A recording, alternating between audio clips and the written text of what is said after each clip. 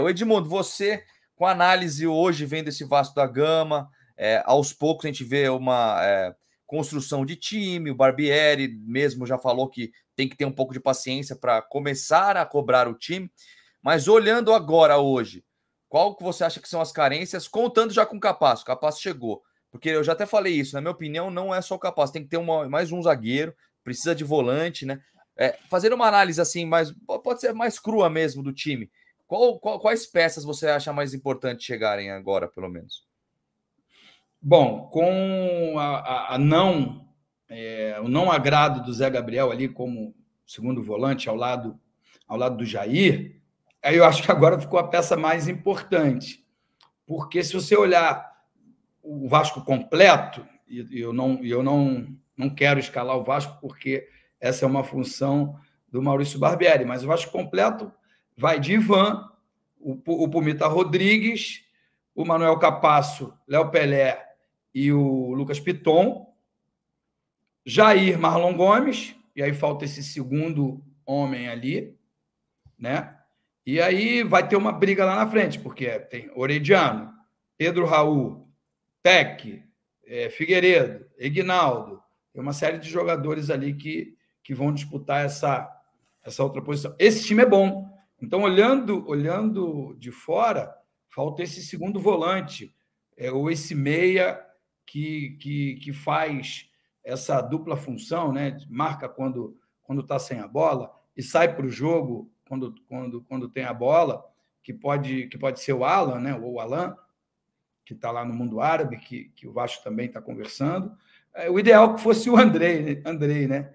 Porque, mais uma vez, ontem ele jogou, ele deu passe, fez gol, ele deu um show vestindo a camisa da Seleção Brasileira Sub-20. A gente vai se lamentar, como lamentou a saída do Douglas, do Paulinho, e de outros tantos que saíram precocemente.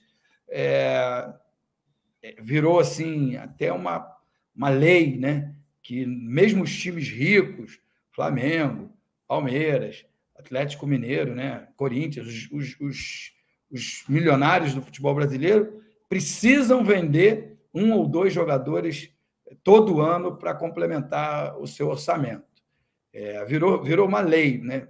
Não sancionada pelo presidente, mas virou lei aqui entre os clubes brasileiros. Imagina o Vasco, que até bem pouco tempo estava com o Pires na mão. Mas se você se organiza fora do campo, você consegue uma venda maior, né? Porque se você olhar no mercado, talvez não seja uma realidade. Não seja hoje ainda. Hoje, né? No dia 1º de fevereiro, as pessoas talvez não concordem comigo. Mas no futuro próximo eu tenho certeza do que eu estou falando. O André é melhor do que o Danilo e é melhor do que o João Gomes. E foi vendido por quase a metade do preço.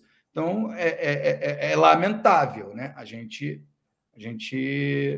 fica chateado. Mas, enfim, respondendo a tua pergunta, que eu me estendi, olhando o time principal, um 8, né? Um volante ali, um meia pelo lado direito, que pode se descobrir na categoria de base, pode se descobrir nesse próprio campeonato carioca, né?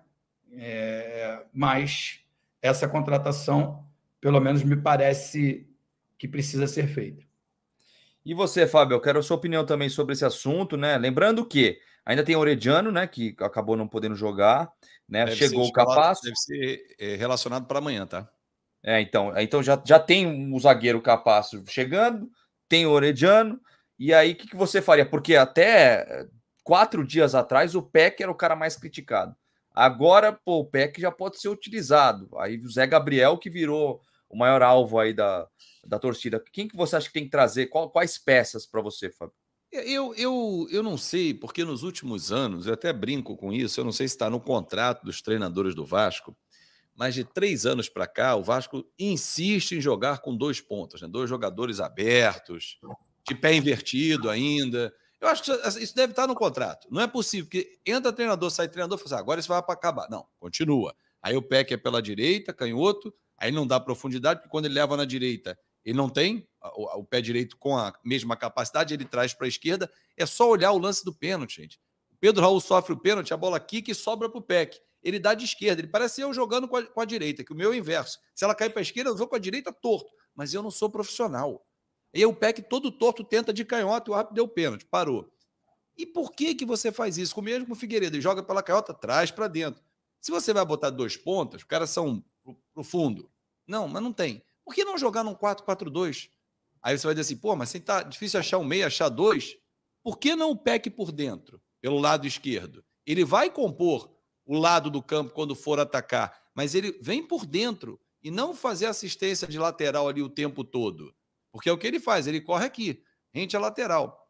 Mas parece que isso está no contrato dos treinadores, porque entra treinador, sai treinador, continua igual. Enfim, o Vasco tem que trazer um 10, isso é, eu não vejo outra possibilidade, até achei que o Alex Teixeira poderia fazer essa função, mas já me convenci desde a Série B que não, infelizmente.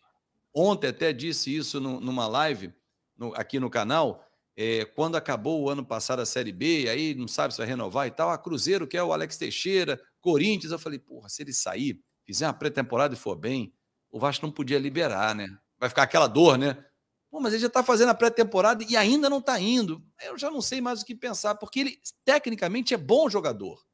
Mas eu acho que a minha expectativa está maior do que a realidade da entrega dele. E o Nenê, infelizmente, tem 41 anos. Ele podia ter 35, mas tem 41, cara. O tempo passa, o Nenê não vai conseguir jogar 90 minutos em todos os jogos. Então, o 10 é fundamental na minha avaliação. Não pode, e o 10 já tinha que chegar agora. Tem que chegar agora. E o Marlon Gomes? Marlon Gomes tem que voltar, né, da seleção, mas infelizmente ou felizmente a seleção está indo muito bem, né, no Sul-Americano, vai chegar ao Mundial, que é algo que não tem feito nos últimos anos, mas o Marlon Gomes eu acho que ele vai ser muito convocado para a seleção, ele não vai parar muito no Vasco, porque é um jogador de seleção, quem sabe até não seja convocado na seleção principal no novo ciclo. Então o Marlon Gomes talvez a gente não consiga contar com ele, graças ao futebol dele, obviamente, e há quanto tempo a gente não tem o jogador do Vasco numa seleção brasileira principal. Então, assim, o Vasco precisa de um 10. E aí o Marlon Gomes, nessa iminência de sai para a seleção, volta, sai, volta, você não tem sequência, tem que trazer um outro 8, como disse o Ed, tem que buscar assim. Boa, eu vou ler alguns superchats que chegaram, não tinha lido ainda. Gabriel Linhares, boa noite, Ed, Gui. Me preocupa muito ver os 2 laterais espetados, um volante fraco e sem um 10. Ed, sou seu fã, grande abraço. Manda um abraço aí pro Gabriel, Ed. Valeu, Gabriel. Muito obrigado pelo carinho, obrigado por estar aqui com a gente. Se inscreve lá no canal, no Fanáticos Vascaínos também. Eu concordo com ele, mas ainda é cedo. Eu sei que a nossa ansiedade ela é gigante para que o Vasco comece a jogar o que a gente espera que ele jogue em 2023. Mas eu acho que seria importante uma dedicaçãozinha maior da comissão técnica, dos jogadores, para causar uma boa impressão, pelo menos nesse Campeonato Carioca. A gente sabe que Fluminense, Botafogo, Fluminense e Flamengo estão à frente do Vasco, porque construíram os seus times um pouco mais de tempo. Mas ficar fora do quadrangular para um Volta Redonda, para um Bangu ou uma outra equipe que possa surpreender, de fato vai ser bem frustrante. Boa, o Derlan manda aqui também. Vocês acreditam que o Marlon Gomes ainda joga pelo Vasco? Eu acredito que não. Depois do Mundial Sub-20 ele vai ser vendido. Só que fechou a janela ontem também, né, Fábio? Então eu não acredito nisso não, cara. Eu acho que o Marlon Gomes ainda, principalmente depois da saída do Andrei, que a diretoria foi bem criticada, vão segurar o Marlon Gomes, né? Ele tem, diferentemente do Andrei, ele tem contrato de mais 1 ano, quase 2 anos, né? Até o final de 2024. Mas o Vasco, já ciente de que ele está sendo monitorado pelo mundo inteiro, normal, todo jogador que se destaca numa seleção de base, os caras já estão de olho, os clubes já têm esse scout que o Vasco tanto se vangloria, né? De estar buscando no mercado. Os grandes europeus têm isso há muito tempo, já fazem esse trabalho. Então o Marlon Gomes, como foi o Andrei, já é um cara monitorado. Se destacando ainda mais agora, o clube europeu fala assim, vamos lá buscar. Só que o Vasco promete que quando ele voltar do Sul-Americano, vai fazer um novo contrato com ele. Diferentemente do Andrei, essa é uma diferença que tem que ser explicada. O Andrei, por um erro do Vasco, por falta de dinheiro, deixou chegar a quase 6 meses antes do contrato dele, que é aquele momento que o cara pode assinar um pré-contrato e dar uma banana para o clube. Se o cara quiser fazer, ele pode fazer. Mas o Andrei não quis fazer isso. E junto com o seu empresário, eles firmaram um novo contrato e tinha uma cláusula de que se aparecesse um clube numa proposta XYZ, que foi o caso, de 12 milhões de euros, mais ou menos, o Vasco liberaria e não exerceria o valor da cláusula penal, que é aquela cláusula de 30 milhões de euros ou 40, enfim, o valor que o Vasco colocou dentro do contrato. Com o Marlon Gomes, o Vasco não está com essa faca no peito, porque se não aceita essa condição, o empresário fala, não tem problema, ele vai continuar jogando, em janeiro ele assina um pré-contrato e o Vasco não recebe zero, não recebe um euro. Então o Vasco teve que aceitar. Em junho do ano que vem, né? Não, sim, em janeiro ele assina um pré-contrato, e aí junho desse ano, terminava junho desse ano, Ed, o contrato dele. Você está falando do Andrei, né? Do Andrei, é. Do Andrei. No caso do Marlon Gomes, se o Vasco não se antecipar, que aí a antecipação é agora, voltou do Sul-Americano, fevereiro, senta aqui, bonitão, falta 1 ano e 10 meses. O Vasco tem um tempo gigante para ir negociando com ele. Vamos fazer um novo contrato? Como fez com o Figueiredo. Terminava em dezembro de 25, já foi para dezembro de 26 ou 27, alguma coisa assim. Já esticou. E estica, aumenta a tua proteção. Agora, que o Marlon Gomes vai ser um cara que vai sair? Vai, mas não agora. Pode sair no meio do ano. Só que sair no meio do ano com o Vasco mais protegido, não precisando aceitar qualquer proposta. Porque se o Marlon não quiser renovar, não, eu não quero. Tudo bem, o teu atual contrato vai estar valendo e tem uma multa alta nesse atual contrato. Diferentemente do Andrei, que teve que aceitar uma imposição. O Vasco ou recebe 12 milhões de euros ou fica com zerinho em junho do ano que vem, desse ano, no caso, que seria.